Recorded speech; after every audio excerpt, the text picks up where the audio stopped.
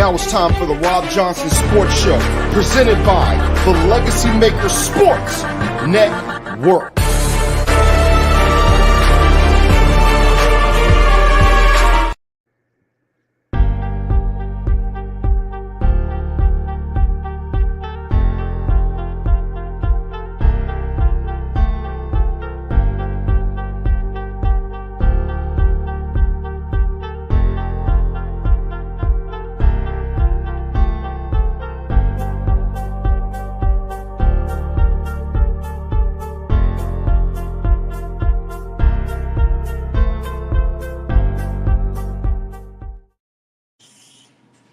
Hey, what's going on, everybody? Welcome to the Rob Johnson Sports Show, again featuring the great Larry Patterson, Game Time Sports Network. Larry, how you doing tonight, sir? Man, I'm good, man. We just got done with draft. My Knicks get another win. My Yankees get another win. I'm good, man. I'm just ready to see what the week ahead is about.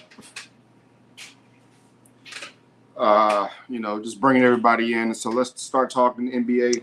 Right now, Milwaukee is losing to Indiana. Score is 124, 107, 130 to go. Looks like that's going to go to a game 5 with Indiana leading 3-1. No Giannis, no Dame. Chris Middleton was hurt.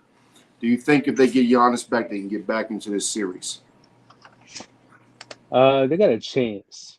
Now, can he hold up? Can his injury hold up? That'll be the big question right there. But I think the smart thing for them to do, though,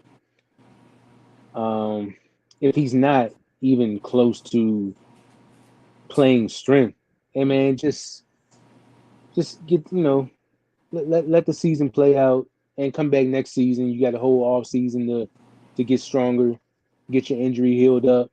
Him and Dame, because him and Dame is going through some injuries right now. But yeah, they got a chance though. But a very slim chance. Yeah, I think they have a chance as well if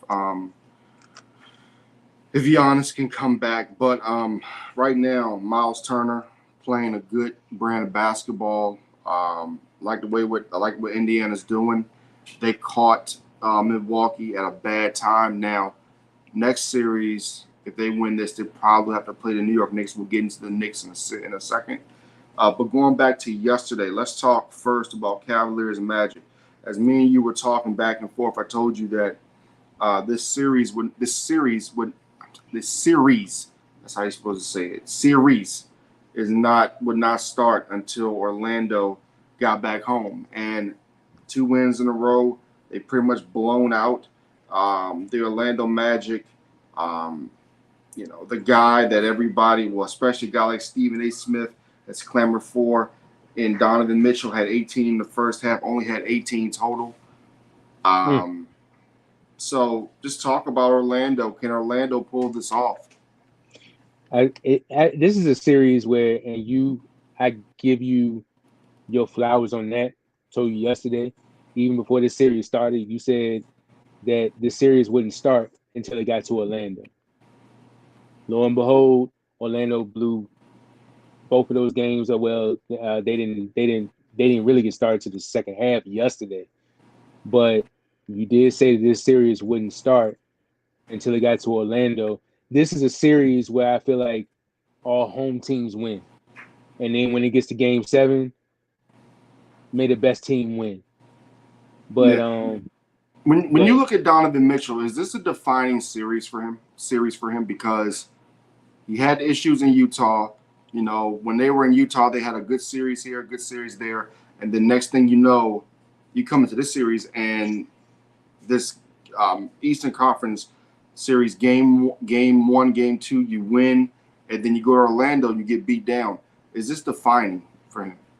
Damn right it is. Damn right it is. And, you got 2 big men. They're helping you out in Evan Mobley and what's the other guy? Jared Allen. Yes. Yeah. When Stephen A. makes his takes about, they should have got Donovan Mitchell, and like Donovan, can we say Donovan Mitchell is playing better than Jalen than Jalen Brunson right now? No, not at all. No, we can't. Not at all. Um, so when he makes those kind of statements, it's like, bro, if Donovan Mitchell was on the Knicks right now, he would basically be doing the same thing. Like Yeah. he'll have those hot nights, but then he'll also have those nights that he's very cold. Well, he's a name, and here's the thing: we're looking at what Rudy Gobert is doing and healthy, and he's actually beating a really good Suns team. They're up 3-0. We'll get to them in a second, but Mitchell just has to come up more clutch, and that's just the bottom line.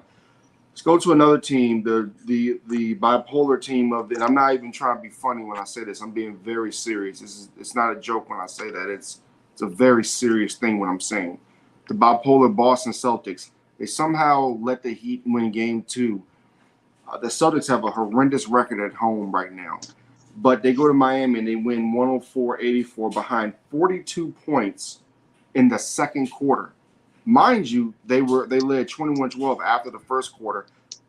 They put up 63 points in the first half. Miami only had 41.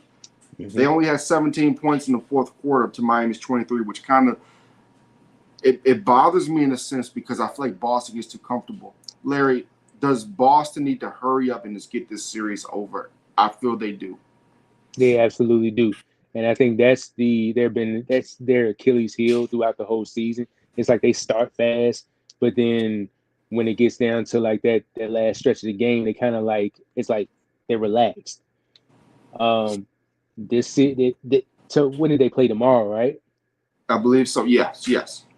But can To, can to, can can, can I give you a stat real quick? And this is just sickening.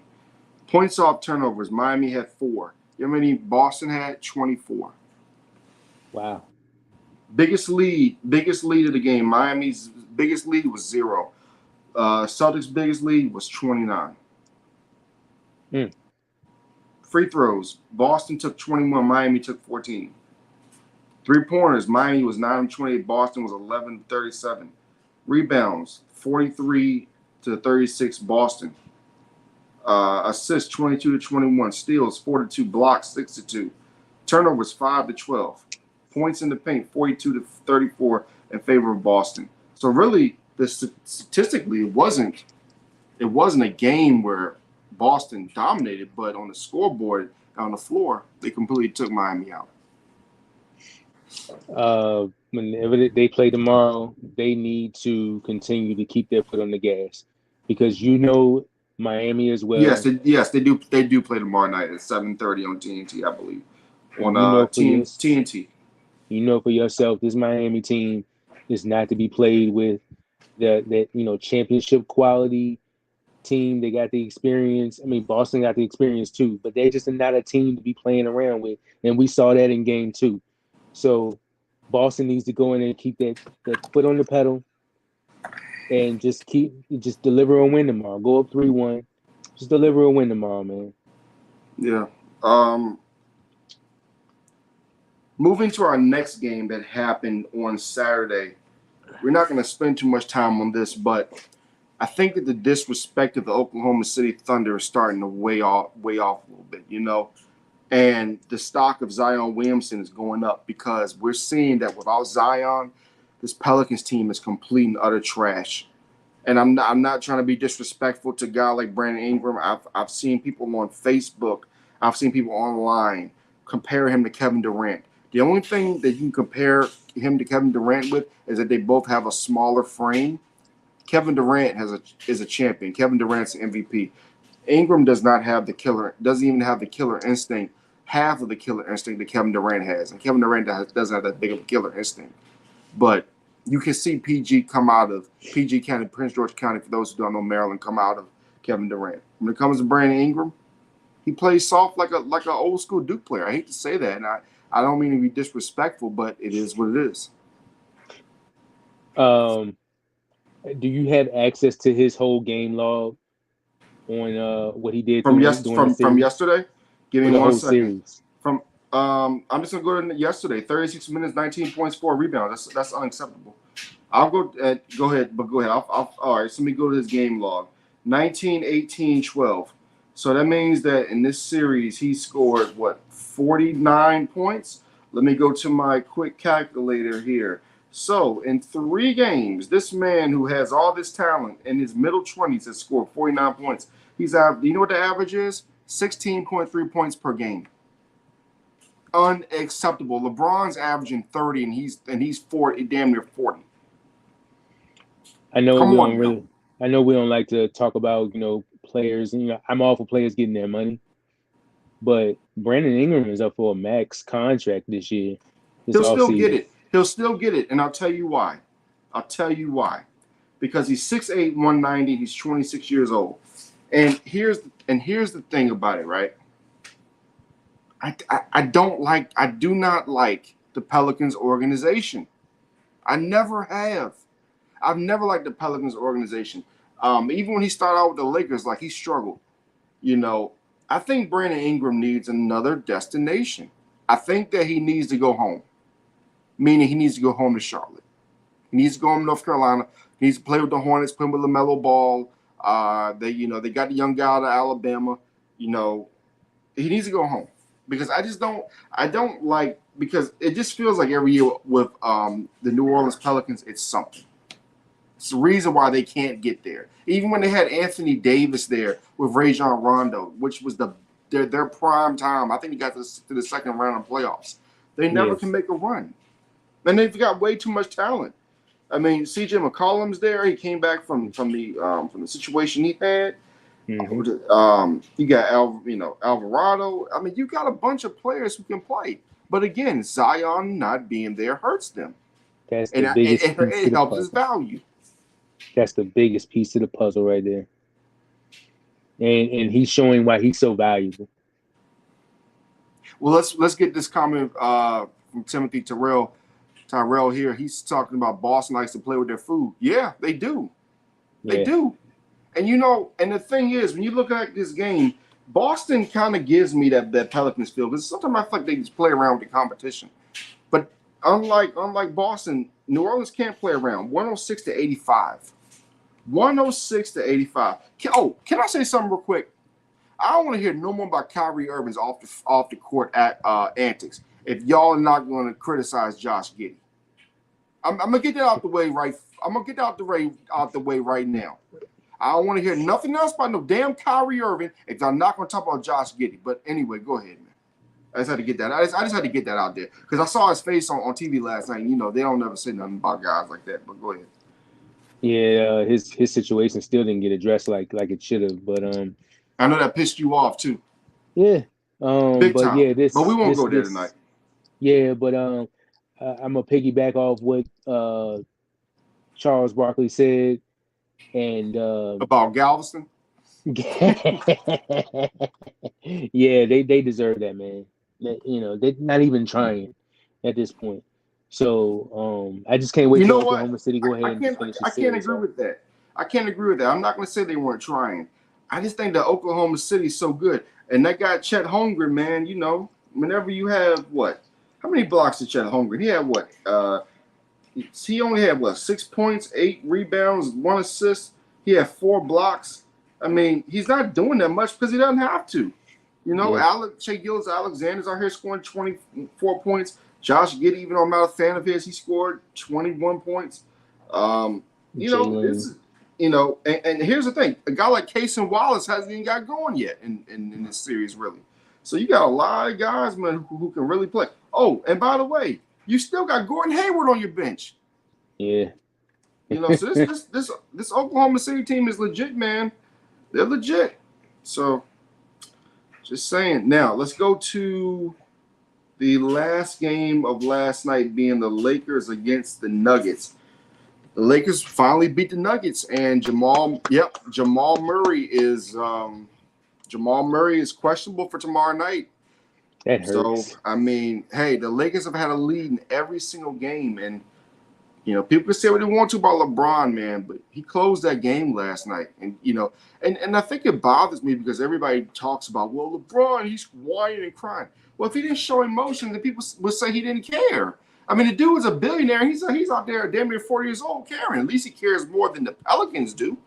I mean, come on, man. I mean, it's, and then Anthony Davis had one hell of a game. He frustrated. For the first time, I think, ever, he really, was frustrating the Denver Nuggets big man, Jokic.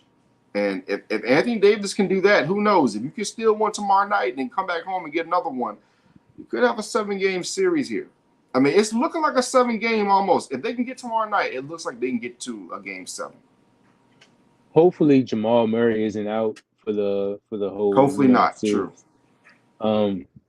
But if he is, lo and behold, the Lakers are winning this series. And you know what the whole key with the Lakers, the whole key with them is D'Angelo Russell. If he plays well. He had 21 last night, right? Him and Austin Reeves had 21. Braun and 80 had some monster games. So Anthony Davis 25 and 23. 20, yeah. So consistency is a big thing with those guys, man. And they can pull. All you need is one win. That's all you need. So, yeah. I think they like you said earlier, they frustrated him, and hopefully it can continue. We can get a good series out of this because I thought they were on the verge of getting swept. Doesn't it feel like Spencer Dinwiddie is due for a game? Doesn't it feel like Spencer Dinwiddie is due to have one of those games? I mean, for him to have what, 1 point? Gabe Vincent only had 3, and we know what Gabe Vincent can do. Gabe Vincent shot what? He shot one of. Let me make sure. He shot 1 of 2. Gabe Vincent only shooting 2 3-pointers the entire game. Yeah. I mean, so that's what I'm saying. It feels like the Nuggets players have gone off this series just to beat the Lakers. It feels like a lot of the Lakers haven't even gone off yet to beat the Nuggets. Yeah, and then you need games like from those guys too, because you remember Gabe Vincent when he's in those Miami days. Now he didn't score like that consistently, but he had one of those games where he can go off for like 19. He was good from 3. Same thing from Spencer Dinwiddie. Every now and again, he will come with a nice point game. I mean, they're capable of going for high 20s, capable of going in the 30s. They've done this before. The thing is, they don't do it that often. So if you can get at least a game or 2 out of that, you cooking with grease. Exactly. And you look at the West right now, injuries. I mean, this entire playoffs has been marred by injuries. But, if you look at the Lakers and you look at the Nuggets, you can make an argument. Whoever comes out this series has a good chance of getting to the finals. I mean, absolutely. That's just how I look at it. And then, again, people can talk about LeBron all they want to, man. But 38 minutes, 30 points. 5 rebounds, 4 assists, 3 steals. He had that beautiful steal on Jokic last night. Went in for the dunk. Yeah, went in for the dunk. He had that break. Yeah, he had that alley-oop where his head, damn near hit the rim. He's doing stuff he was doing 10, 15 years ago it's just amazing, man. It's just amazing. Now going to today. You gotta enjoy him while he's here. Exactly. That's what I keep trying to tell these people. But hey, we live in this day and age of the internet and gambling where people just act like complete a-holes at time. But right now, in progress, Minnesota leads the Suns 11-9. If they don't close out tonight, they'll close it out game 5 for sure. Clippers and Mavericks. Clippers had, a 30-point lead, and they gave it up, but they still win the game. How huge was that for the Clippers? They didn't even have Kawhi Leonard. Yo, don't it seem like when a team has a 30-point lead, like that doesn't mean nothing these days? No, it doesn't. You have a 30, 40-point lead. Exactly. You thinking like back then, you thinking like, man, this game is over with. But exactly. Now, I never thought that game was over with. I knew they were coming back somehow, some way. But that was a hell of a game today. Yeah. Well, Luka had a 29, 10, and 10 game, and you would look at that stat line and say, oh, man, he had a great game. But he had kind of an average game in the first half. He wasn't playing that well. Now, Kyrie Irving had 40.7 rebounds, 5 assists. But again, you need the other guys like PJ Washington. BJ Washington only having 10 points. You have Derek Jones, who he had 14, which is pretty decent. Gafford had 5. Derek Lively, he played how many minutes? 17. He had 8 points. But the thing is that no matter how many points those two guys, Kyrie and Luka, score, the other guys have got to do their job as well. They've got to do their job because the Clippers are so daggone deep, man, that it's hard to contain them. But I will say this, and anybody that knows me know I'm not the biggest James Harden fan, but how satisfying is it that after last year he basically won 2 games for the Clippers. I mean, for the Sixers. They blamed him because of all this stuff in Game 6, Game 7. Oh, it was James Harden's fault. You know how Joel Embiid does every year. Sooner or later, it's going to be Tyrese Maxey's fault. He's going to want him out of Philly because, hey, it's his fault. Yada, yada, yada. So, just real quick, your last summary on that game between the Clippers and the Mavericks. Paul George had a hell of a game. And 33 points.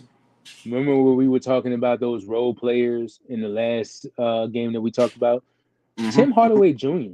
What's going on with that? He's about due for one of those games where he can pop off.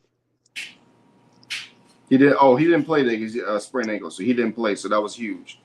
Powell didn't play because of Dwight Powell didn't play because of a coach's decision, which is weird because he's a decent player.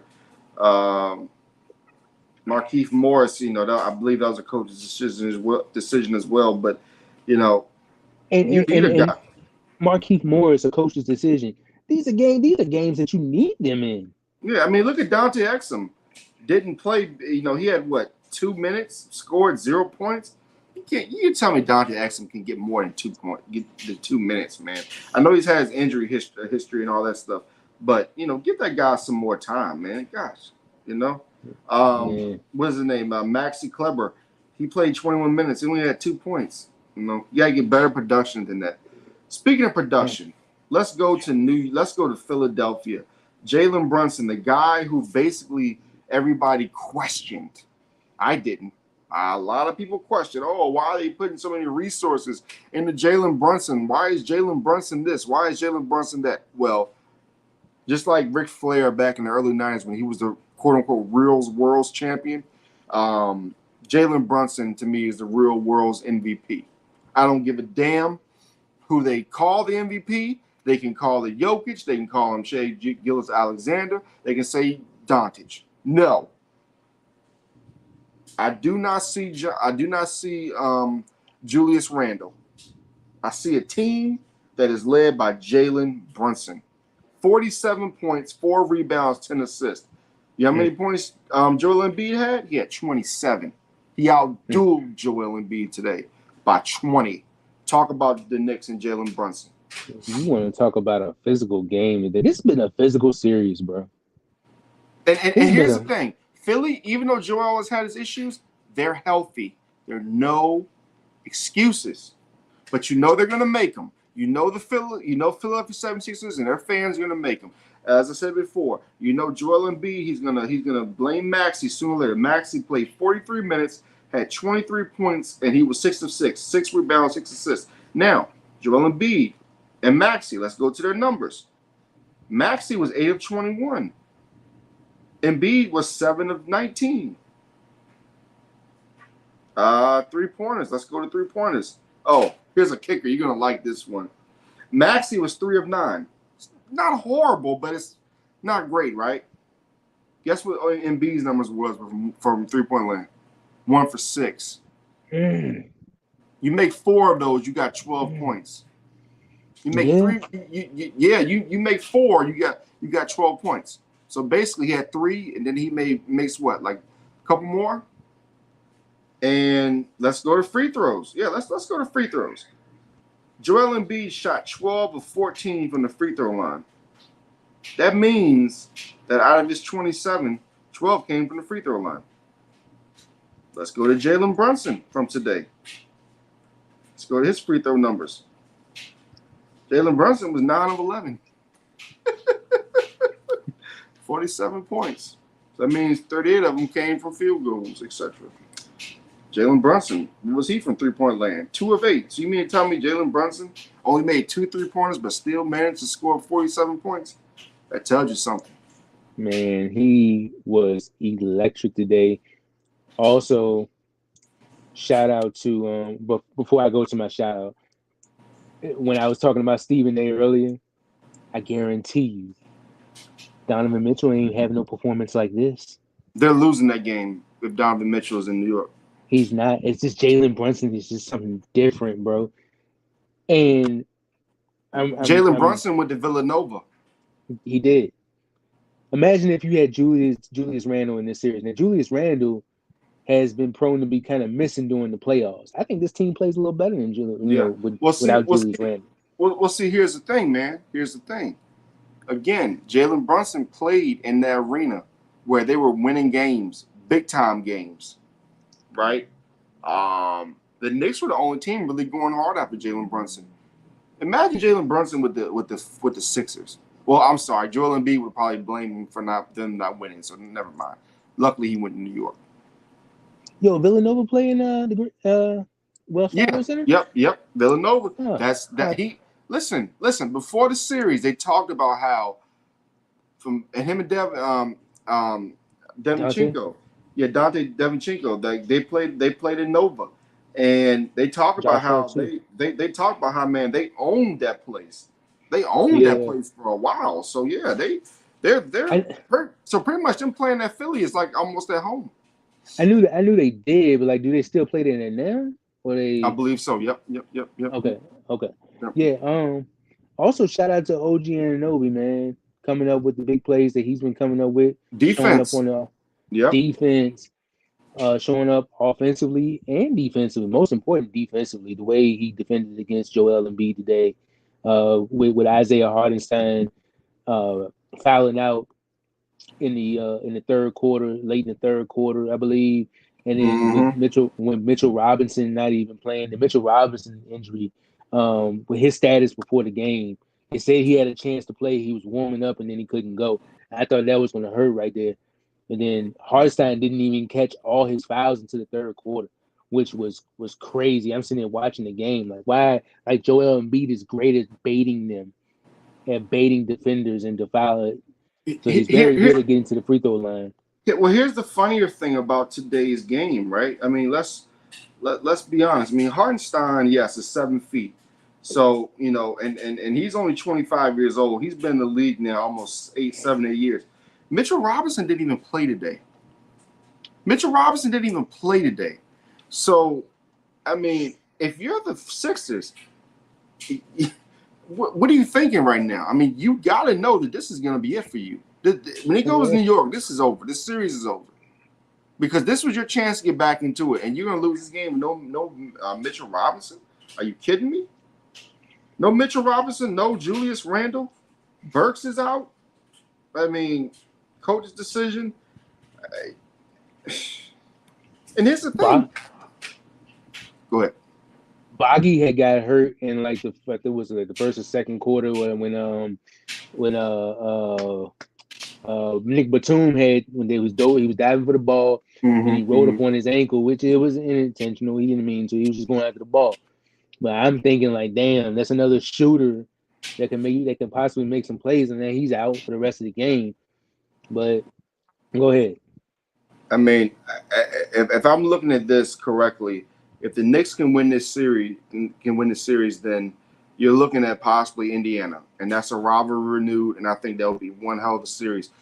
But I really just think that the Knicks are better than Indiana right now. I think they're better than Indiana. I think they're better than Milwaukee. 2 months ago, people would say that's crazy. But I think that if you're in the Knicks, you want Indiana because the Bucks could get healthy at any time, and then it could mean trouble. You want Indiana, get through that hurdle, and then who knows? If I'm the Knicks, honestly, I want Indiana, and then I want Boston.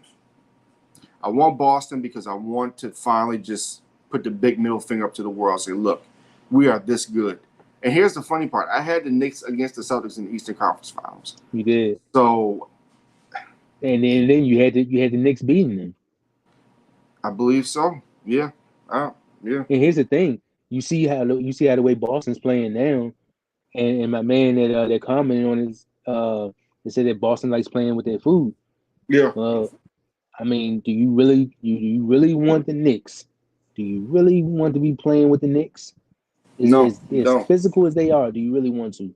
No. Shout out to Josh Hart too with the 17 rebounds. Exactly. He wasn't effective offensively, but the dirty work though. Exactly. And me being a Bulls fan and seeing how they treated Tom Thibodeau towards the end, they deserve everything they get because people can talk about Tom Thibodeau all you want to. Now, when he went to Minnesota, they didn't start winning right away, but you can tell he made them tougher. That Minnesota team was not tough. Tom Thibodeau leaves the organization, they become a tougher organization. Thanks. The Bulls have just become a shell and a joke, but you can tell the Knicks have become a tougher basketball team. So let's get a quick update on tonight's game between Minnesota and Phoenix. Right now, we are tied at 18. Jaden McDaniels leads the team with 8 points. Devin Booker has 7. All right, you go ahead first, Larry. Give everybody your top 5 MLB teams as of today. For my top 5 MLB teams, I'm gonna be real quick with it. I'm gonna go with the Guardians. I was listening to the game today. Guardians are really good, man. The Guardians are really good. They're gonna definitely make some noise. I like them. Absolutely, and Stephen Kwan is hitting 345. Tanner Beebe is pitching well. They're tied for 6th in the league in runs, tied for 5th in stolen bases, tied for 2nd in runs allowed, and tied for 6th in hits allowed. So that's a good team on the rise there. The only thing is, like, you can't take them serious because it's like once they get to the bigger competition, it's like they always fold. But I'll say this: the AL Central between the Guardians, Royals, and the Tigers, it's going to be a great great battle all year. I love the way that division is playing itself out right now. My next team, I'm going to go with the Yankees. I'm gonna go with the Yankees. Why 4? I'm gonna go with the Yankees at 4. Why 4? I mean, they just blew out the Brewers 2 straight days. Yeah, but I mean, look what they did before. 2-2 against Oakland. I mean, and listen, man, Oakland's scrappy this year. I know Oakland's 12-17, but they're one of the most competitive 12-17 teams I've ever seen. I mean, seriously. I mean, they're scrappy, man. And I don't even think I had this like order. Like I wasn't trying to put this in order. I was just like my top 5 teams. I got you. So you're looking at the Yankees, 36 runs in the last 3 games against Milwaukee. That was a tough game on Friday night, but then Saturday, Sunday, it was like they woke up. I don't take Milwaukee seriously ever because it feels like every single year they do the same thing to us. They start winning some games and then they just look like complete, you know. And then you look at the Yankees' next 4 series. They have Baltimore, Baltimore, Detroit, Houston, which that's tough, even though they're struggling, but I think they're starting to pick up, and then Tampa Bay at Tampa. So they always struggle against Tampa Bay. So Tampa loves playing them for some reason. Exactly. My next team, I'm gonna go with the Dodgers. Okay. They're top 10 basically in every statistical stat offensively. Yeah. And Mookie Betts hitting 391. Shohei, he hitting 347. The next series they have at Arizona, Atlanta is going to be the series to watch, and I can't wait. Oh yeah, it's going to be, wait. And I believe that is going to start because let's see here. The Braves beat the Guardians in their series 2-1. They got to go to Seattle up until May the 1st, which is going to be tough. And then on next Friday night, Saturday and Sunday, they go to Los Angeles. The Friday night game is going to be on MLB Network, which is going to start at 10 o'clock. It's going to start 10 p.m. here on the East, which is wild. Sportsnet on Saturday, which I don't know why it's not on Fox, which is strange to me. And then it's not. And then on Sunday, it's the game starts at 4:10 p.m. Like, so it's not a Sunday night baseball game. Like, what the hell is baseball doing, man? Come on now, like that. No wonder they've been having so many complaints about baseball here. How do you not have that on Fox or Sunday Night Baseball? That's crazy. I'd like to see who they have in replace of that. Probably the Giants and the Mets or some shit. Let me look, man, because that just pisses me. Oh, the Phillies and the Giants. Come on, the Giants. Come on, man. I mean, and I have nothing against the Phillies. I like the Phillies. I think the Phillies play a good brand of baseball. But you're not going to have the Braves against the Dodgers as your feature game? What the fuck is baseball doing?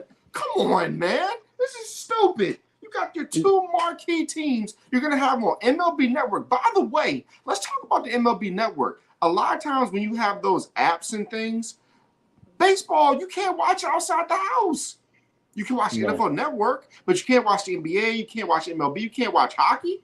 I mean, come on. Why do you think these sports, hockey and baseball, aren't growing the way they should? Come on, man. You gotta have Braves, You gotta have Braves, Dodgers on Sunday Night Baseball. You're gonna have the game at 4:10 p.m. on a Sunday, 1 o'clock on the West. Come on, man. That's horrible. That's horrible. I got a streaming service that I'll connect you with that you can watch baseball games with, and we'll talk about that after the show. But I think I know what you're talking about. yeah, but yeah, how do you have that game? Evidently, ESPN don't care about their baseball product. Oh, they don't. If this was the '90s, it wouldn't be like that. I mean, because apparently, no offense to the Yankees, I like the Yankees like everybody else, but apparently they only talk about the Yankees on ESPN during first take. That's it. They don't talk about any other team. That's crazy. My next team, I'm gonna go to Orioles. I think they lost today to Oakland. So Oakland, one of those 7-6. Yeah, scrappy. One of those teams, Oakland's gonna be one of those teams you don't want to see at the end of the season when you need to make a playoff push. Exactly. And then Gunnar Henderson and Adley Rutschman, they playing lights out. Corbin Burns, Grayson Rodriguez, they pitching very well. 12-6 in their last 18 games. They rank second in runs, tied for fourth in hits, fifth in batting average. So this team is hitting, man. Second in slugging. So first in home runs. So this team is hitting. They got the Yankees next, which is very tough, and I'm nervous about that. Then you got at Cincinnati, at Washington. We know how you feel about Washington. So so the Orioles and then the Braves.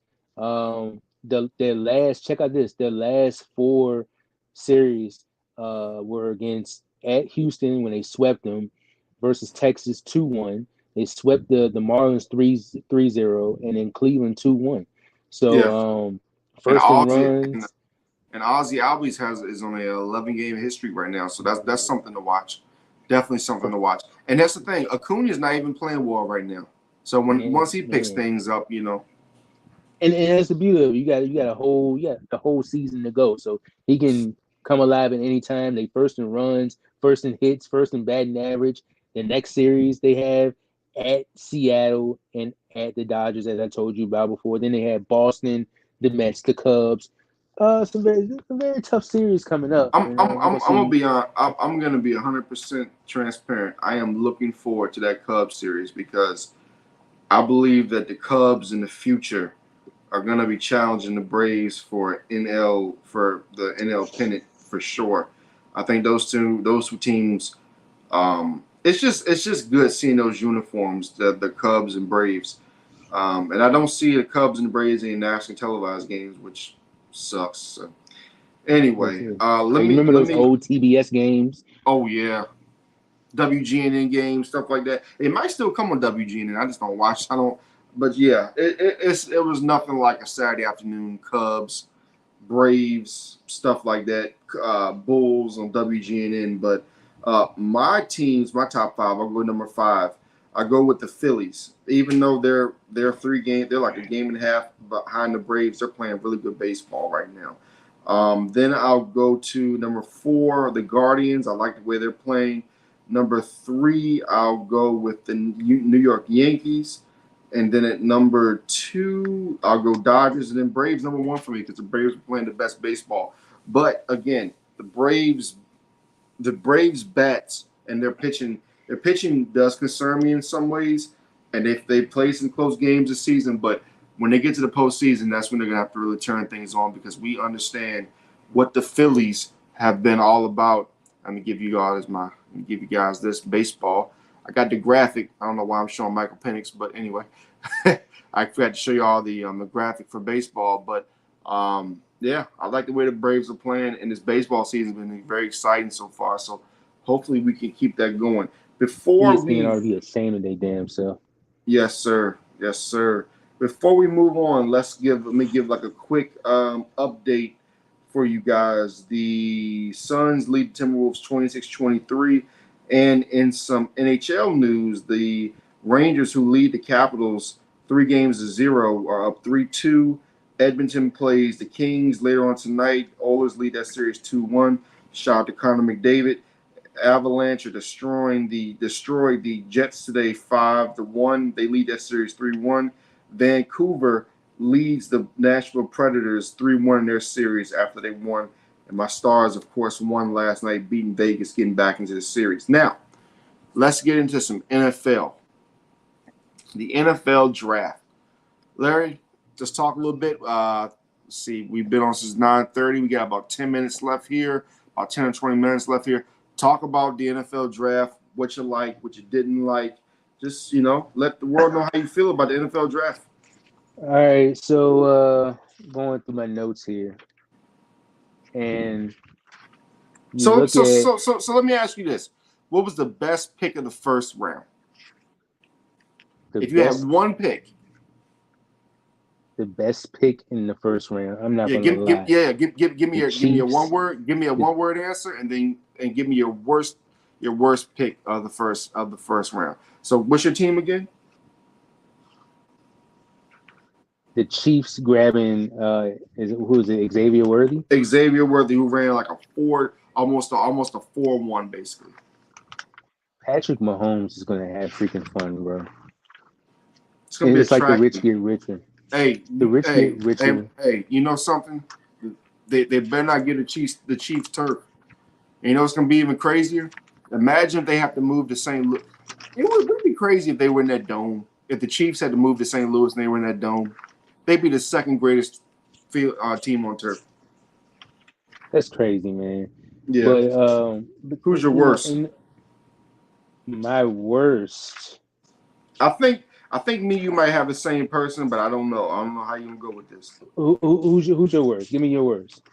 You go at first. I feel like I understand with the Cowboys going the direction with Tyler Guyton, but I'm like, isn't there something else that you could have done? No, that was a perfect pick. That was the perfect pick. Okay, perfect pick. Everything they did in that. Well, let me reverse that. No running back. They'll be fine in that department. Trust me. Now, if they could have got Barton, I would have given them an A. I give them a B- because they did not get Barton. I think Barton at 24 would have been Graham Barton would have been better, but I also like the potential of a player like Tyler Guyton. And I like what he did the rest of the draft. So no, I think if they had gotten Graham Barton, they would have really been in business. Now, of course, go ahead.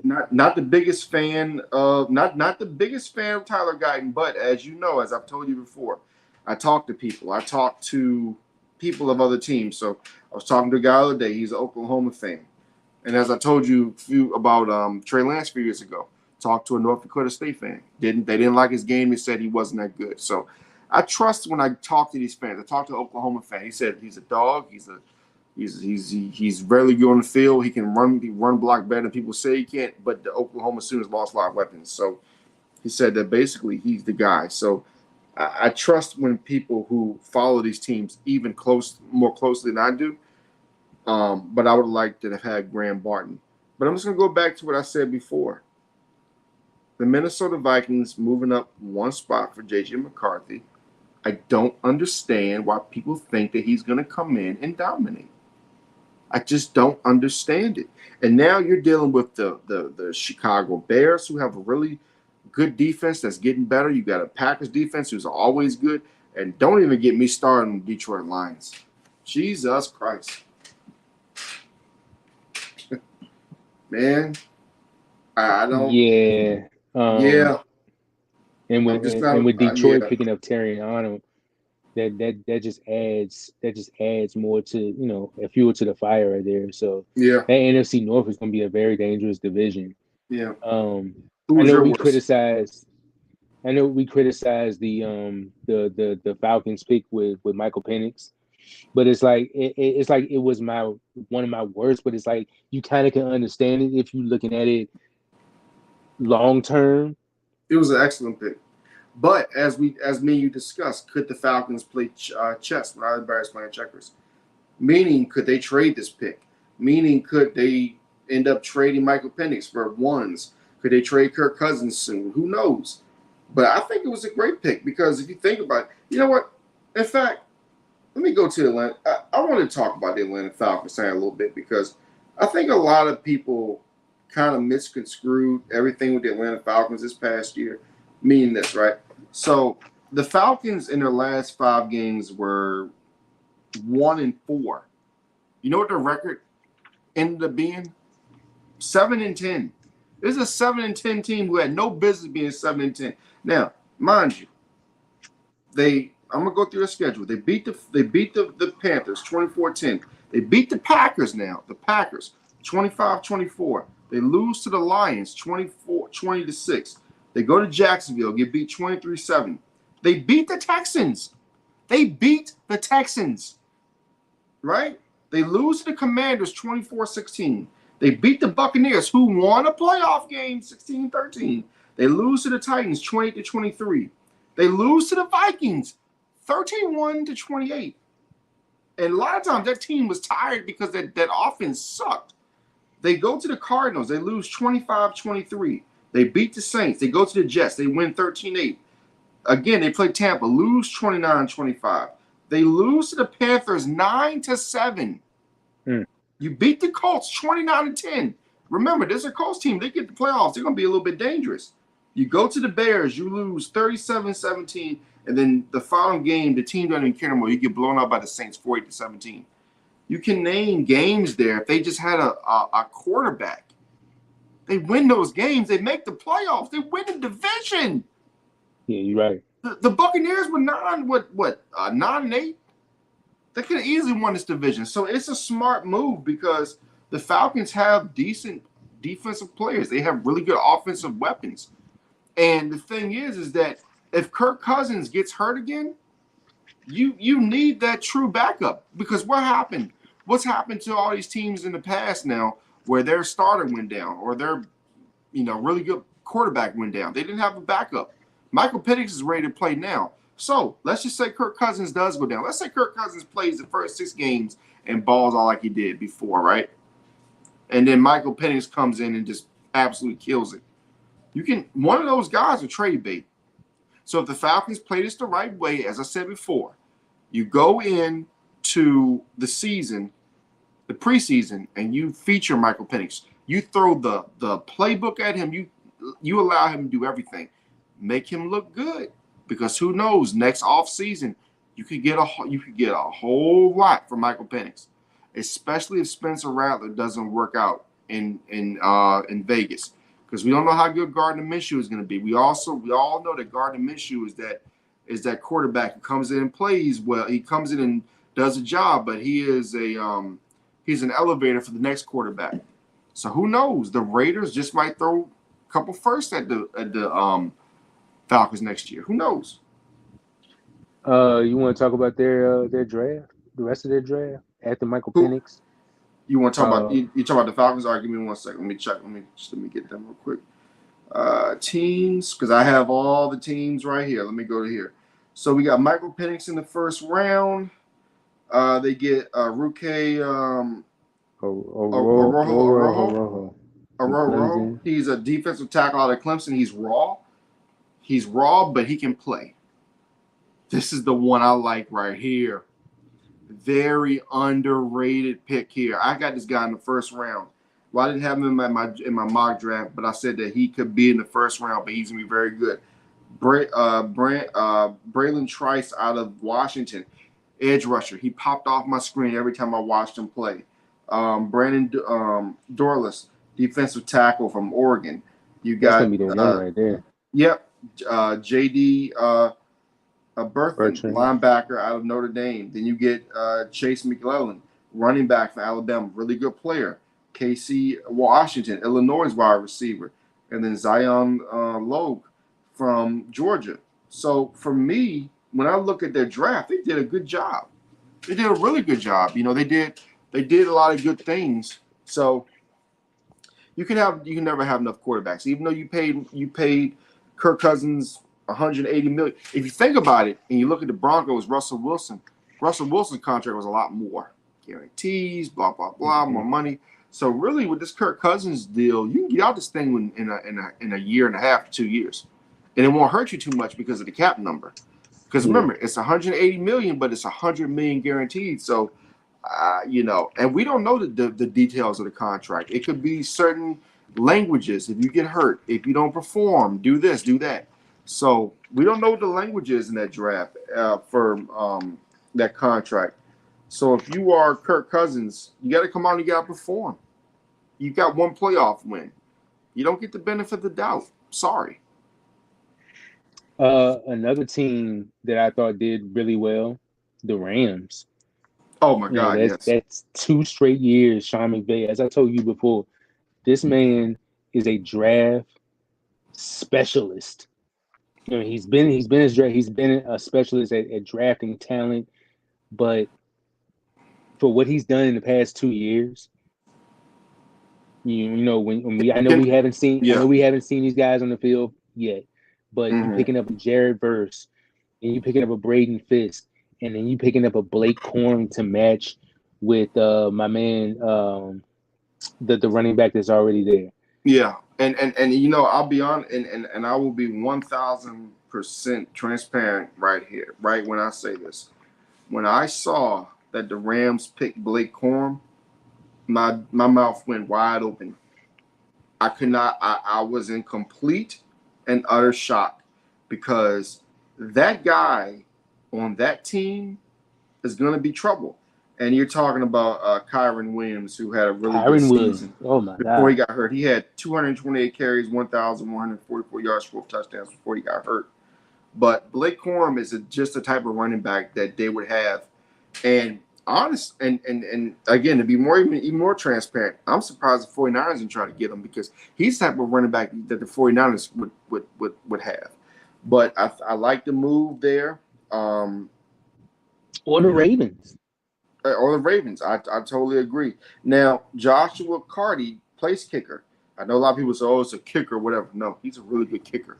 He and the Alabama kicker are really good kickers. And, this is the other one that nobody's really talking about. But, man, this is a huge pickup in the third round. And I think that if he can be in the right system with that team and they can put him in the right positions, he can play linebacker, safety, whatnot.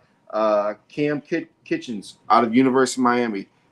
If it had not been for Al Golden's stupid play calls last year, maybe he could have even gone even higher in this draft. Because the defense was put in some very bad situations last year. So I like Cam Kitchens out of University of Miami. Brennan Jackson, edge rusher out of Washington State. Tyler Davis, defensive tackle, Clemson. Whenever you have somebody come out of Clemson, just know they always have a chance to be good. But I think the other team, Larry, that a lot of people had high expectations for, and they even exceeded their expectations, had to have been the Arizona Cardinals. The Arizona Cardinals had one hell of a draft, and what they did after the draft was even more spectacular. You bring in Xavier Weaver, wide receiver from Colorado. I mean, come on, man. I mean, look at this draft. You look at Marvin Harrison Jr., who's generational. Darius Robinson, edge rusher out of Missouri. Max Melton, cornerback out of Rutgers. Rutgers has really revamped their program. Trey Benson with that speed, once he gets to the second level, he's gone. Isaiah Adams, Tip Raymond, both out of Illinois. One is an offensive tackle, another one is a tight end. Elijah Jones out of Boston College. Boston College always produces really professional guys, and guys who can play. Xavier Thomas, Christian Jones, just a lot of good players.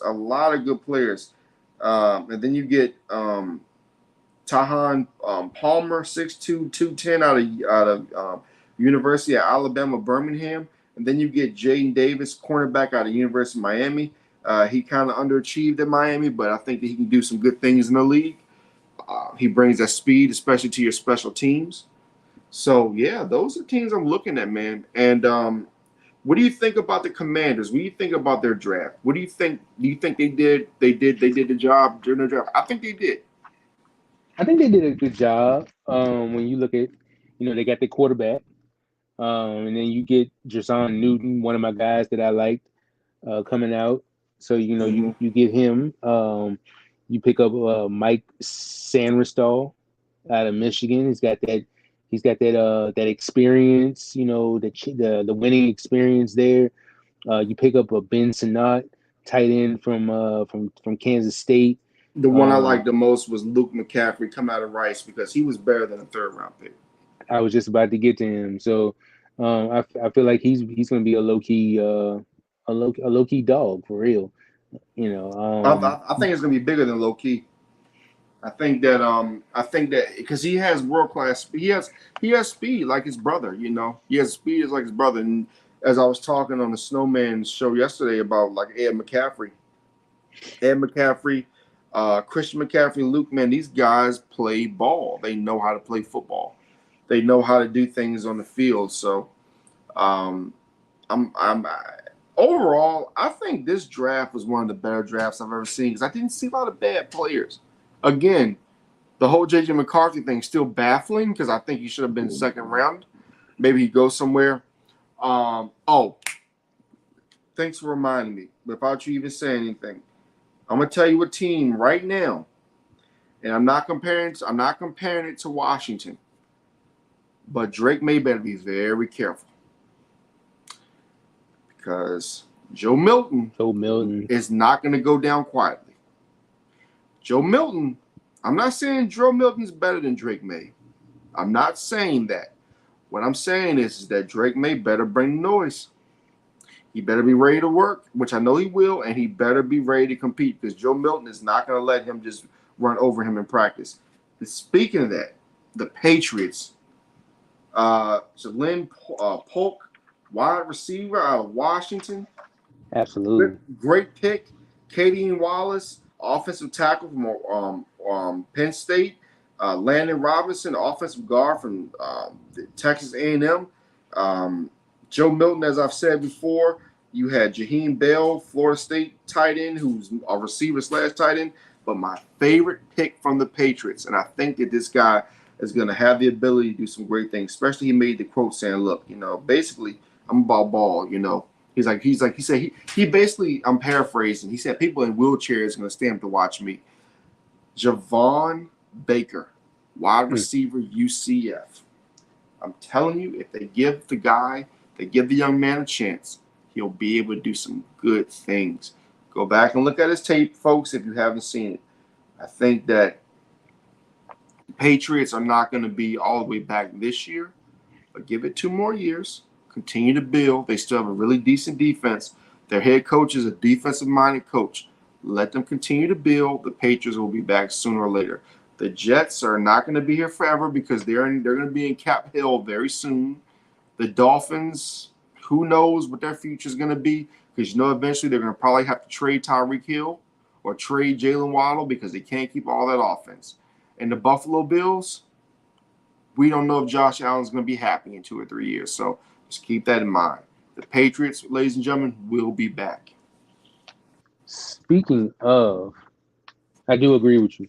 Speaking of the Buffalo Bills, they recovered. They recovered with the Keon Coleman pick, but I'm feeling like, before you go, I feel like they recovered, but you still give up Xavier Worthy to the Chiefs. That's something Josh Allen could have needed. Yeah.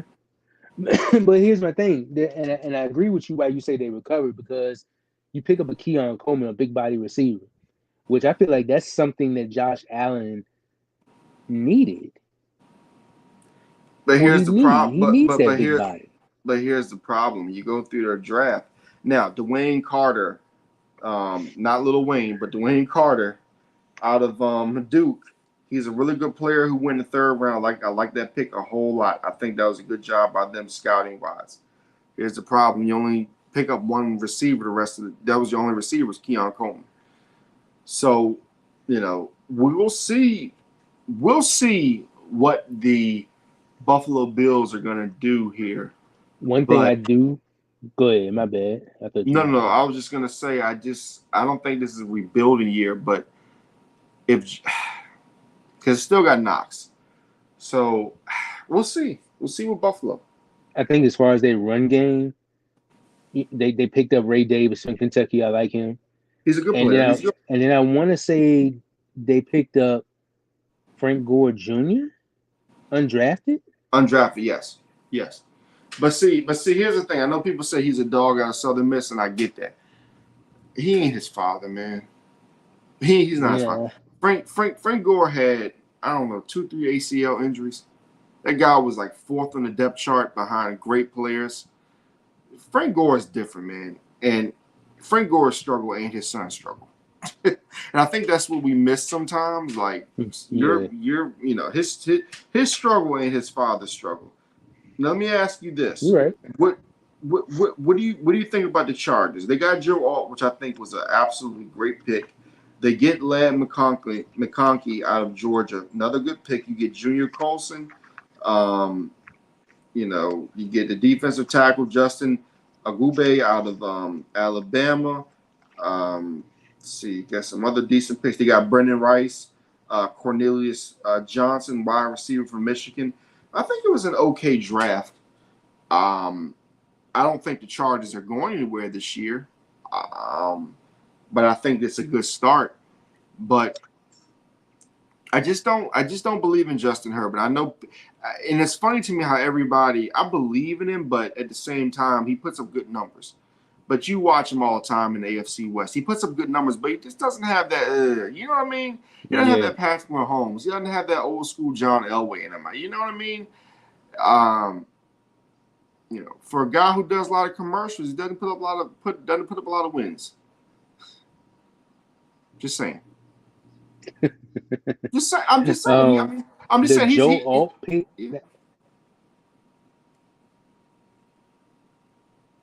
Yeah. You're good. You good? Yeah. You're good. You're good. I think we off a little bit. Yeah. But, time zones, dog. But I feel like the Joe Alt pick was a power move, especially what you want to do, up in the trenches, especially up front. John Harbaugh,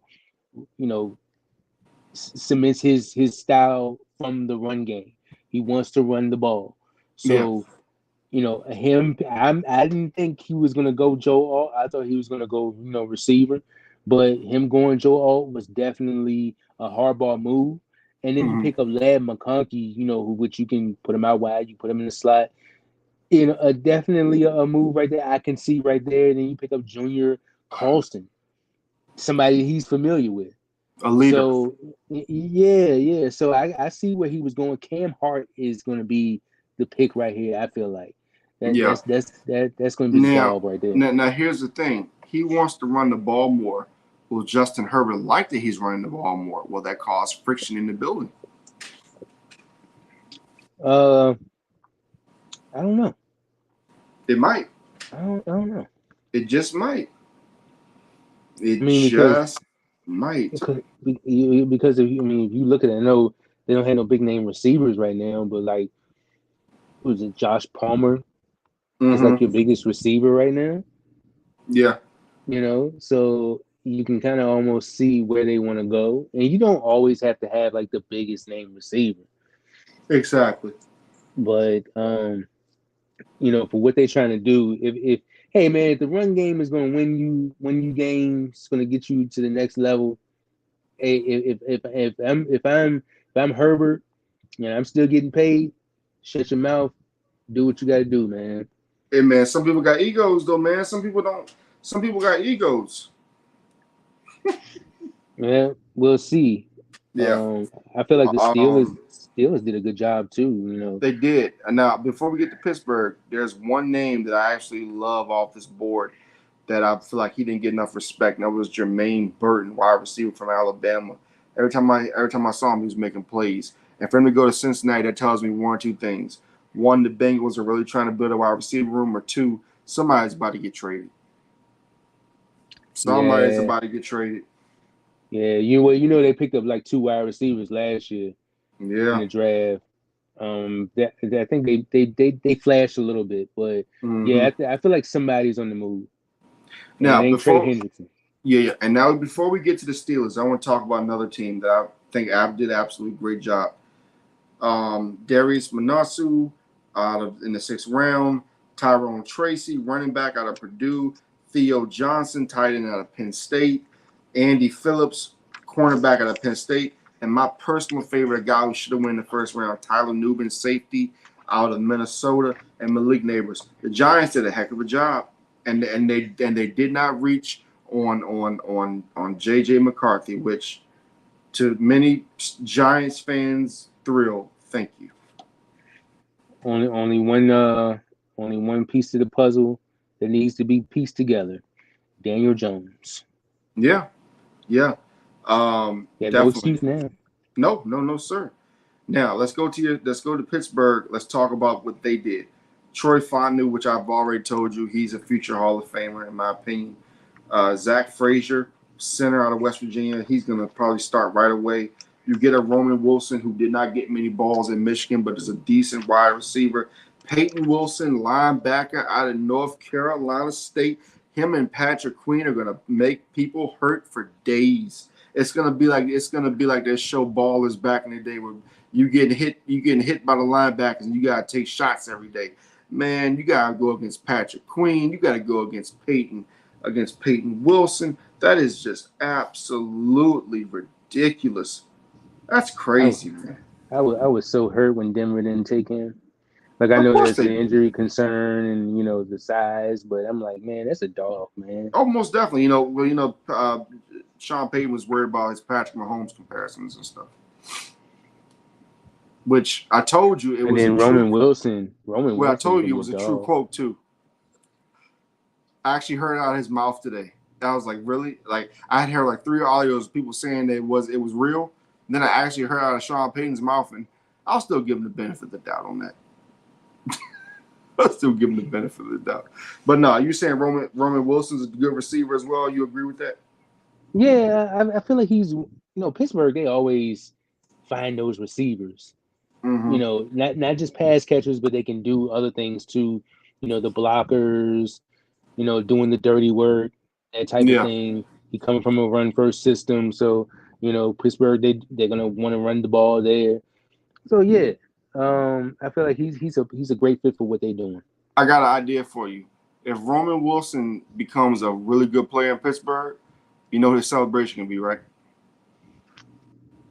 He can throw the one up every time. He can throw the one up every time. And you know what they should do? Play the music.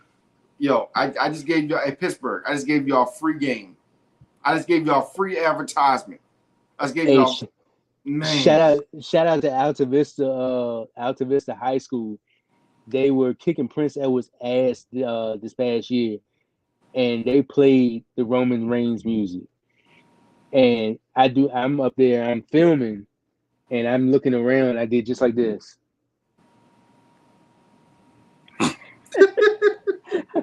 I threw the one up. Yo, yo, yo. But now we have to get to, and I'm not going to get really too much into negative about who had the worst draft, but I want to talk about who had the best draft. And I think this is by a mile. We'll talk more about the draft next week, but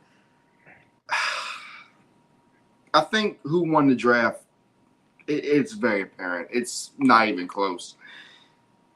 First pick, number 22, Quinyon Mitchell. Cooper DeJean. You got 2 starting corners in the 1st and 2nd round. Yeah. Jackson Hunt out of Houston Christian. Whenever you got somebody coming out of Houston Christian in the 2nd or 3rd round, you know they're good. Will Shipley, who could possibly challenge for the starting role in Philadelphia. He's that good. He won't win it, but he'll challenge. Anais Smith, wide receiver. Jeremiah Trotter Jr., following his father's footsteps. Amazed he went to the fifth. Trevor Keegan, 6'7" Johnny Wilson. The Philadelphia Eagles had the best draft, and it ain't even close. It ain't even close. Listen. There is so much pressure on Jalen Hurts right now. I wouldn't. It's so hot and it's so much pressure. I feel like if I touch that pressure, then I would burn my hand off. Jalen Hurts got to produce, man. I mean, Howie Roseman was like, "Hey, buddy, here's your weapons. What are you gonna do about it?" Hey, there's a lot of pressure on Philadelphia right now, man. They gotta deliver. Howie Roseman is putting together yet another successful draft. And when you talk, when you're talking about guys who win in the offseason, whether that's free agency, whether that's the draft, that he's a staple of that. He wins every offseason. 32 pass breakups in the last 2 years for Quinyon Mitchell. Wow. You get your starting two cornerbacks, and now if those guys come in and they're that good, you can move Slay to the slot. You can make him your nickel corner.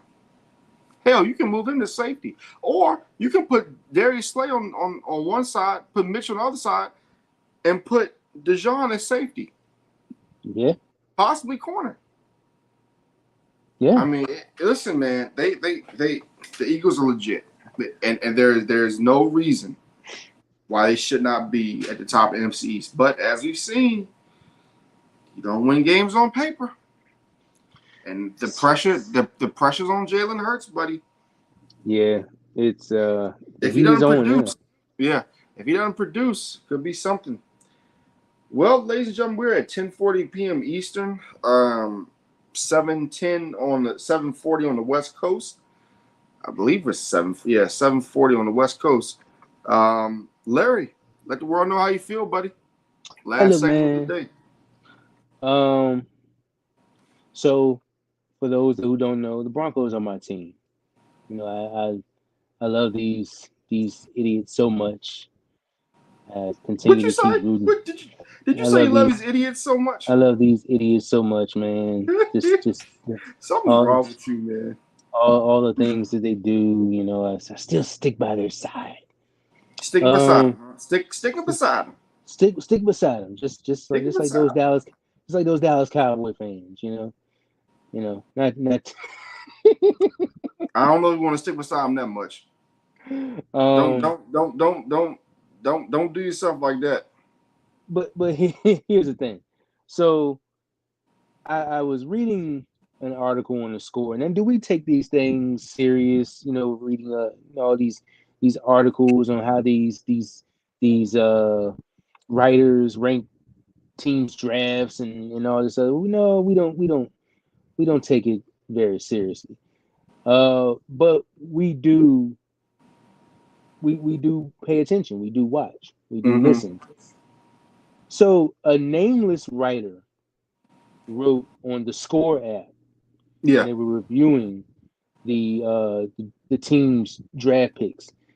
The guy said that the Broncos were overly desperate to be picking Bo Nix with the 12th pick.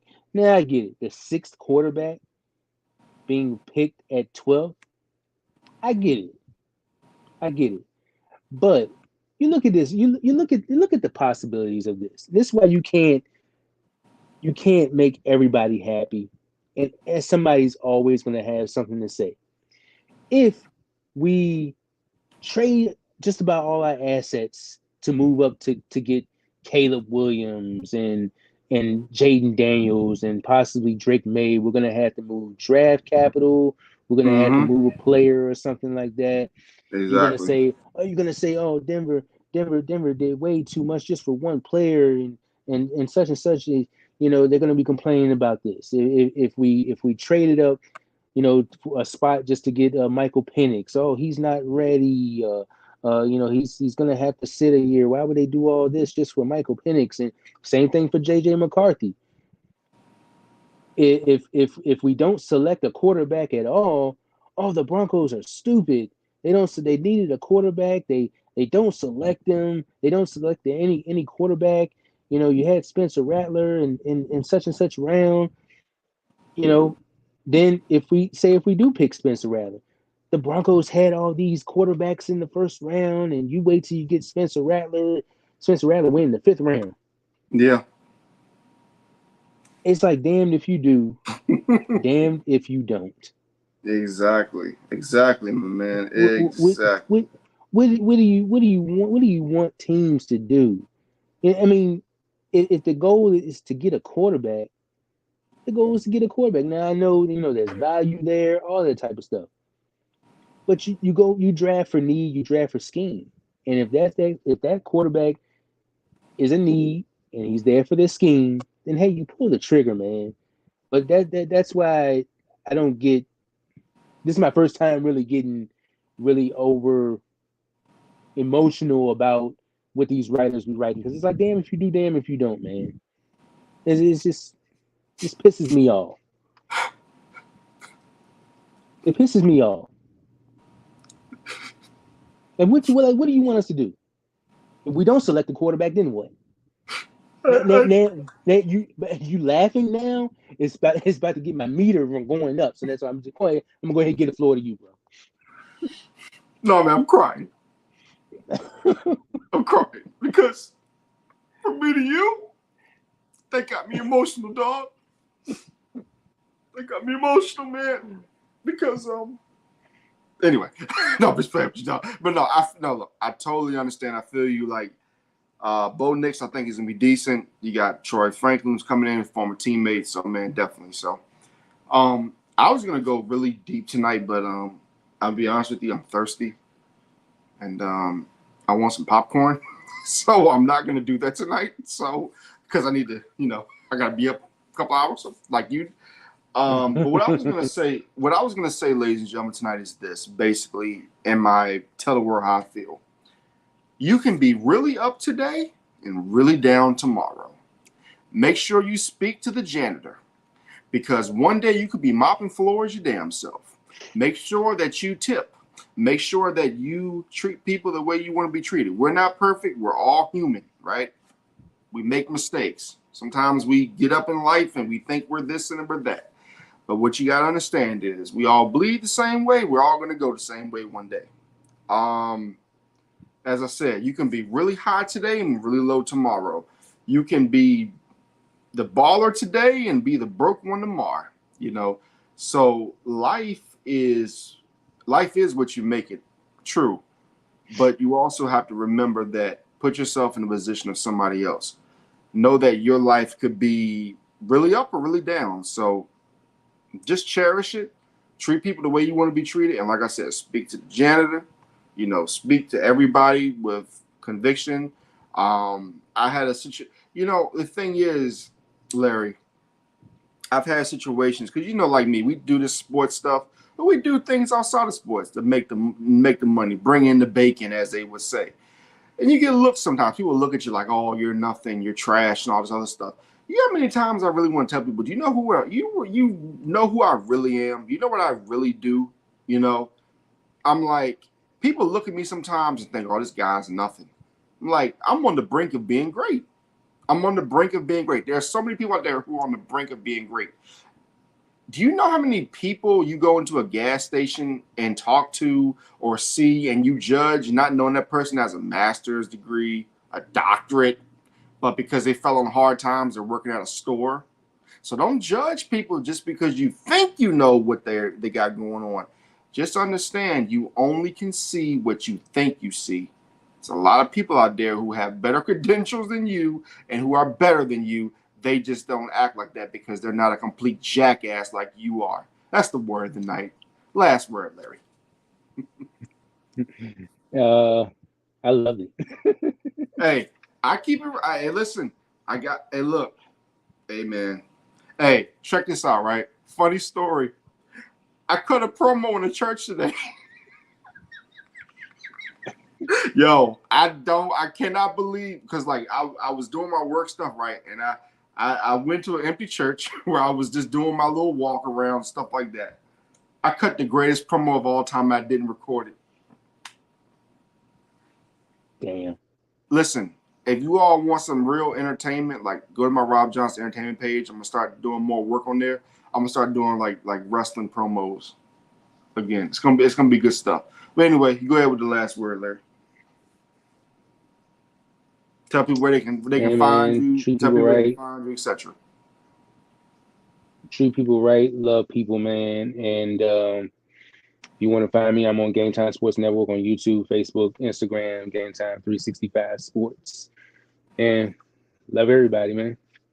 Most definitely. Hey, the reason I cut that promo, I was by myself because I had watched one of the old WWE promos. I don't remember who did it. I don't know if it was Undertaker. It was just funny. So I was like, let me cut this little promo real quick, because I'm trying to get my little promo skills up so I can start, getting my views up on my entertainment page. But yeah, my last word is this. Again, treat everybody with respect. Respect yourself. We're human. We're not perfect, so don't act like you gotta be perfect. Just do the right thing at the right time, and just know that me and Larry are coming because we're the best. Good night. Tag team champions. Of the world. Craig. Mac. Macaroni.